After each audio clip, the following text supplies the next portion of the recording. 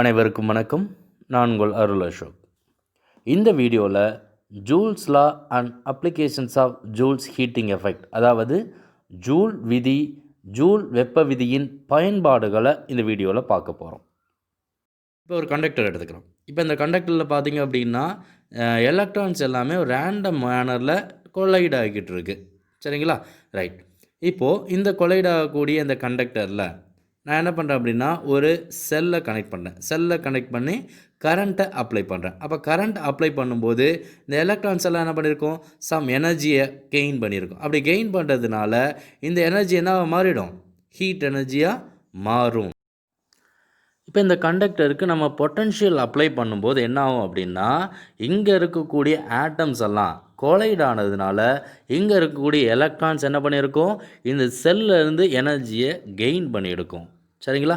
Gain பண்ணும்போது இந்த கண்டக்டரில் ஒரு அமௌண்ட் ஆஃப் எனர்ஜி என்ன பண்ணியிருக்கோம், லாஸ் ஆகும். அப்படி அந்த லாஸ் ஆகக்கூடிய எனர்ஜி, அதாவது இந்த லாஸ் ஆகக்கூடிய எனர்ஜி என்னவா மாறிடுனா ஹீட் எனர்ஜியாக கன்வெர்ட் ஆகும். சரிங்களா? அதாவது இங்கே நம்ம செல் அப்படின்னு சொல்லி எடுத்துட்டோம் அப்படின்னா chemical energy is converted into electrical energy. இந்த எலக்ட்ரிக்கல் எனர்ஜி இந்த கண்டக்டரில் போகும்போது எலக்ட்ரிக்கல் எனர்ஜி லாஸ் ஆகி அது எந்த எனர்ஜியாக நமக்கு கொடுக்குது, ஹீட் எனர்ஜியாக கன்வெர்ட் பண்ணுது. இந்த ப்ராசஸ் தான் என்ன சொல்லியிருக்காங்க, heating effect of electric current அப்படிமா சொல்லியிருக்கோம். சரிங்களா? ரைட். இப்போது இதை டெஃபினேஷனில் சொல்லணும்னா ஜூல்ஸ் அப்படிங்கிறது தான் கண்டுபிடிச்சதும் ஜூல்ஸ் ஹீட்டிங் எஃபெக்ட் அப்படின்னு சொல்லியிருக்கோம். When a current flow through a resistor or conductor, சரிங்களா, some of the electrical energy is delivered to the resistor or conductor is converted into heat energy, it is dissipated. இதை தான் என்ன சொல்லியிருக்கோம் அப்படின்னா heating effect of electrical. அப்போ current flow ஆகிறதுனால கண்டக்டரில் heat என்னது எலக்ட்ரிக்கல் எனர்ஜி டிஸப்பியர் ஆகி ஹீட் எனர்ஜி அப்பியர் ஆகிற எஃபெக்டை தான் என்ன சொல்கிறாங்க, ஜூல்ஸ் ஹீட்டிங் எஃபெக்ட் அப்படின்னு சொல்கிறாங்க. ரைட். இப்போ அதுக்கு அடுத்து பார்த்தீங்கன்னா தெர்மோ எலக்ட்ரிக் எஃபெக்ட் அப்படிமா சொல்லுவாங்க. தெர்மோ எலக்ட்ரிக் எஃபெக்ட்னா current produces thermal energy, the thermal energy may also suitable used to produce a electromotive force. This is known as a electromotive thermo electric effect அப்படிமா சொல்லலாம். இந்த தமிழில் சொல்லணும் அப்படின்னா வெப்ப ஆற்றலை தகுந்த முறையில் பயன்படுத்தி மின்னியக்கு விசை, அதாவது இஎம்எஃப்பை உருவாக்க முடிஞ்சுது அப்படின்னா அதை என்ன சொல்கிறாங்க, தெர்மோ எலக்ட்ரிக் எஃபெக்ட். அதாவது ஜூல்ஸ் ஹீட்டிங் எஃபெக்ட்டுக்கு அப்படியே ஆப்போசிட். அதாவது ஜூல்ஸ் ஹீட்டிங் எஃபெக்டில் என்ன பண்ணுறோம், எலக்ட்ரிக்கல் எனர்ஜியை தெர்மல் எனர்ஜி, அதாவது ஹீட் எனர்ஜியாக கன்வெர்ட் பண்ணுறோம்.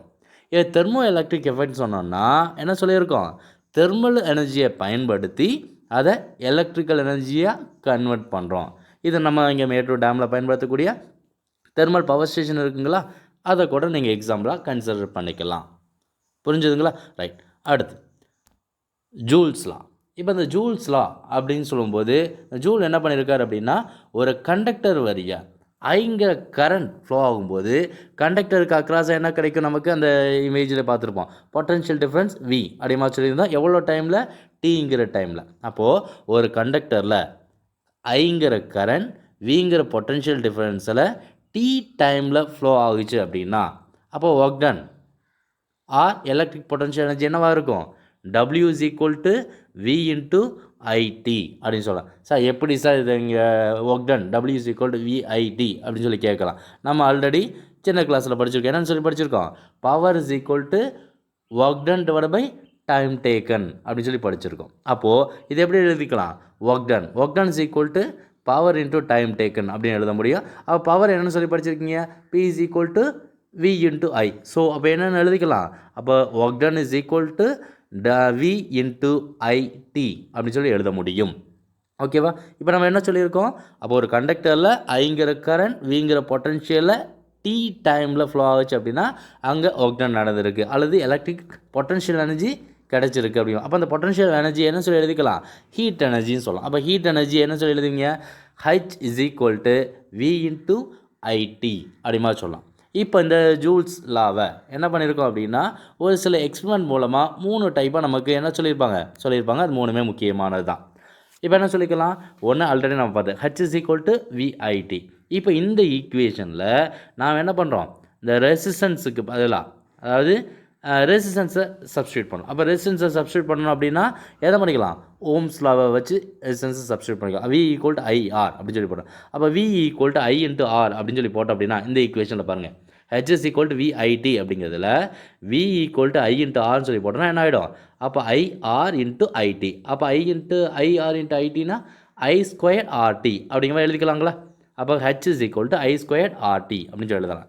இல்லை சார் இன்னும் நான் ஒரு டைம் ஓம்ஸ் லாவை பயன்படுத்துகிறேன் அப்படின்னா கரண்ட்டுக்கு பதிலாக என்ன பண்ணிக்கோங்க, ஓம்ஸ் லாவை பயன்படுத்துங்க. அப்போ கரண்ட்டுக்கு பதிலாக பயன்படுத்துகிறோன்னா I is equal to V divide by R. அப்போ இது எப்படி எழுதிக்கலாம், V square divide by R square into R into T.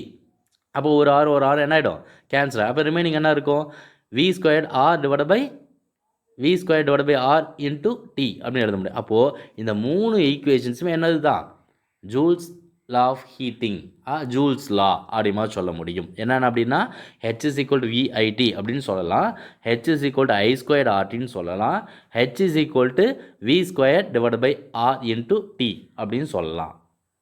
சரிங்களா, ரைட். இப்போ ஆனால் ஜென்ரலாக என்ன பண்ணிட்டோம் அப்படின்னா ஜூல்ஸ் லா அப்படின்னாவே எதை தான் எடுத்துருப்போம், இந்த ஈக்குவேஷன்ஸ் தான் எடுத்துருப்போம். அப்போ H is equal to I square RT, அதாவது the heat energy is directly proportional to equations தான் பார்த்துலாம்.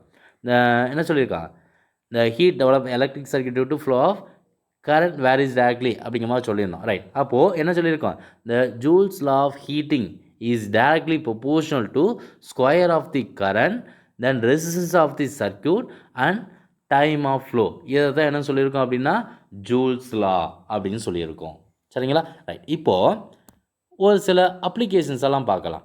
அப்போ ஜூல்ஸ் லானால் நமக்கு என்னென்ன அப்ளிகேஷன்ஸ் எல்லாம் இருக்குது அப்படின்னு பார்க்கலாம். ஃபஸ்ட் அப்ளிகேஷன்ஸ் எலக்ட்ரிக் ஹீட்டர்ஸ் அப்படின்னு சொல்லுவோம், அதாவது மின் சூடேற்றிகள் அப்படின்னு சொல்லுவோம். இப்போ நாம் வழக்கம் போல் பார்த்த இந்த அயன் பாக்ஸு, அடுத்து இது என்ன தெரியணுமா, ரொட்டி சுடும் அடுப்பு அப்படின்னு சொல்லி சொல்லுவாங்கள்ல, எலக்ட்ரிக் டோஸ்டர் அப்படின்னு சொல்லிக்குவோம். இது நமக்கு நல்லாவே தெரியும், என்னது எலக்ட்ரிக் ஹீட்டர். இப்போ இது மூணுமே பார்த்திங்க அப்படின்னா அதாவது எலக்ட்ரிக்கல் எனர்ஜியை அப்ளை பண்ணோம் அப்படின்னா இந்த எலக்ட்ரிக்கல் எனர்ஜி என்ன எனர்ஜியாக மாற்றிடும், தெர்மல், அதாவது ஹீட் எனர்ஜியாக கன்வெர்ட் பண்ணிடும். சரிங்களா, இப்போது என்ன பண்ணலாம், இப்போ இந்த ஹீட் பண்ணக்கூடிய இந்த எலமெண்ட்ஸ் என்ன சொல்லலாம், இந்த எக்யூப்மெண்ட்ஸில் நாம் எதை பயன்படுத்துகிறோம் அப்படின்னா நிக்கல் அண்ட் குரோமியம், அதாவது நிக்ரோம் அப்படிங்கிற ஒரு மெட்டல் தான், ஒரு அலாயத்தை என்ன பண்ணுறோம் இந்த ஹீட்டிங் மெட்டீரியல்ஸில் பயன்படுத்திக்கிட்டு இருக்கோம். என்ன காரணத்தில் பயன்படுத்துகிறோம் அப்படின்னா இது ஹை ஸ்பெசிஃபிக் ரெசிஸ்டன்ஸ் இருக்கும், அதாவது மின்தடையன் மிக மிக அதிகமாக இருக்கும் ஒன்று. அடுத்து ரெண்டாவது பார்த்திங்க அப்படின்னா it can be heated to very high temperature without oxidisation, அதாவது என்ன பண்ணலாம், ஆக்சிஜனேற்றம் அடையாமலே மிக அதிக வெப்பநிலைக்கு என்ன பண்ணலாம், வெப்பப்படுத்த முடியும். அதனால தான் இதெல்லாமே இதில் பயன்படுத்திக்கிட்டு இருக்கோம் எலக்ட்ரிக் ஹீட்டர்ஸ். இதெல்லாம் நமக்கு 1 மார்க் 2 மார்க்ஸில் கேட்கலாம். அதாவது எலக்ட்ரிக் ஹீட்டர்ஸில் என்ன மாதிரியான அலாய்ஸ் பயன்படுத்துகிறோம் அப்படின்னா நிக்ரோம், அதாவது நிக்கல் அண்ட் குரோமியம் அலாய் அப்படின்னு சொல்லலாம். என்ன ரீசனுக்காக இதில் நம்ம பயன்படுத்துகிறோம், இந்த நிக்ரோமை பயன்படுத்துகிறோம் அப்படின்னா என்ன சொல்லிக்கலாம், இதுக்கு ஹை ஸ்பெசிஃபிக் ரெசிஸ்டன்ஸ் இருக்குது, என்ன பண்ணிக்கலாம், இதை எந்த ஒரு ஆக்சிடேஷனும் இல்லாமல் ஹை டெம்பரேச்சருக்கு என்ன பண்ண முடியும், ஹீட் பண்ண முடியும் அப்படின்னு சொல்லிக்கலாம். சரிங்களா, ரைட். ரெண்டாவதாக பார்த்தீங்க அப்படின்னா எலக்ட்ரிக் ஃபியூஸ் அப்படிமா சொல்லலாம். எலக்ட்ரிக் ஃபியூஸ் அப்படின்னா தமிழில் சொல்லும்போது மின் உருகி கம்பிகள் அப்படின்னு சொல்லலாம். இப்போ நம்ம டே டு டே லைஃப்பில் இது நம்ம வீட்டில் பயன்படுத்தக்கூடிய ஃபியூஸ். சரிங்களா, இப்போ இதில் என்ன பண்ணியிருப்போம், இதில் ஒரு காயில், அதை என்ன சொல்லி காப்பரா லெட், இல்லை ரெண்டில் ஏதாவது ஒரு காயில் ஜாயின் பண்ணிட்டோம் அப்படின்னா இதை என்ன பண்ணிக்கலாம், ஃபியூஸாக பயன்படுத்திக்கிட்டு இருக்கோம். சரிங்களா, அடுத்து ரெண்டாவது பார்த்திங்க அப்படின்னா இப்போ நம்ம ரீசன்ட் டேஸில் நம்ம பயன்படுத்தக்கூடிய ஃபியூஸ், அதாவது நம்ம ஒரு சில ஸ்மால் எலக்ட்ரிக்கல் எக்யூப்மெண்ட்ஸில் எல்லாத்துலேயுமே இந்த ஃபியூஸ் பயன்படுத்துவாங்க. ஈவன் ஒரு என்ன சொல்லலாம், அதாவது அந்த ஆம்ப்ளிஃபயர்ஸ்லாம் இந்த மாதிரி ஃபியூஸ் பயன்படுத்துகிறோம். ஓகேங்களா, ரைட். அடுத்து பார்த்திங்கன்னா இப்போ ரீசன்ட் டேஸில்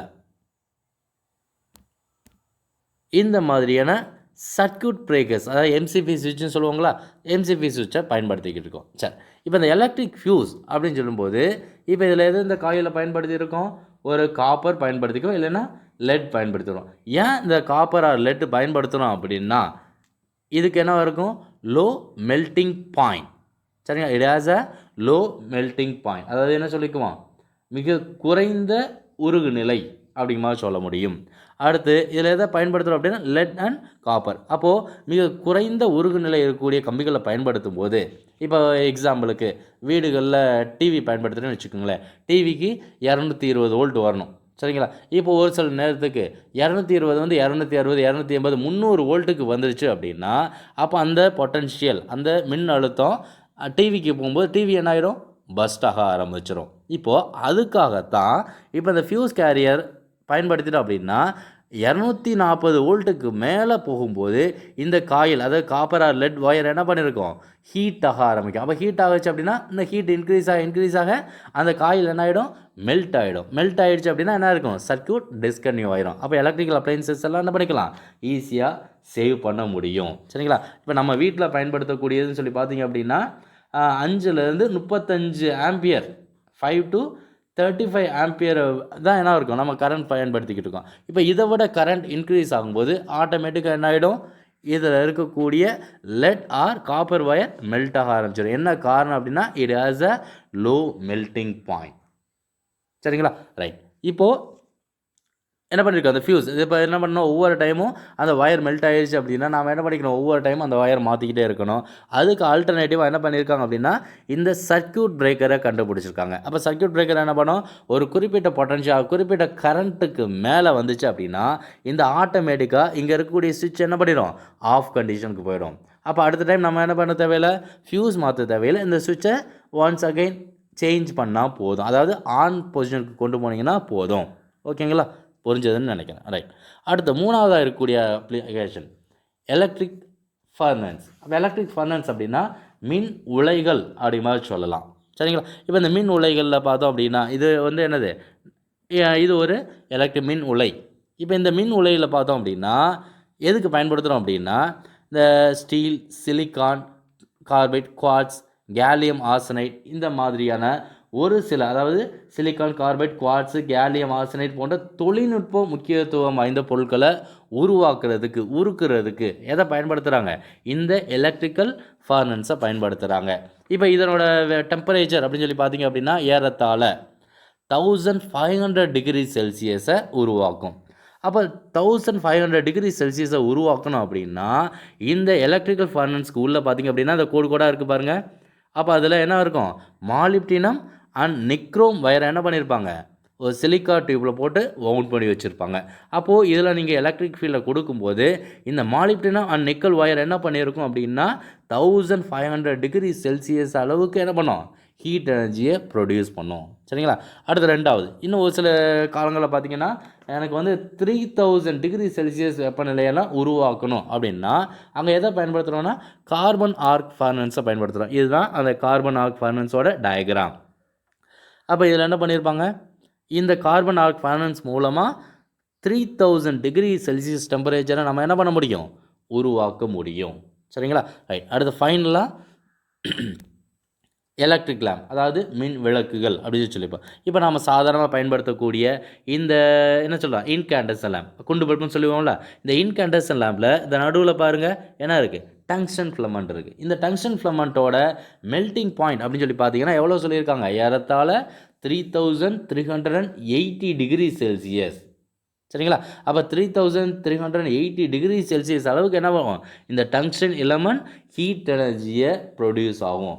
இன்னும் சொல்லணும்னா நம்ம வீடுகளில் பயன்படுத்தக்கூடிய பல்பில் எல்லாமே என்ன இருக்கும், 5% மட்டும்தான் எலக்ட்ரிக்கல் எனர்ஜியை லைட் எனர்ஜியாக கன்வெர்ட் பண்ணுது.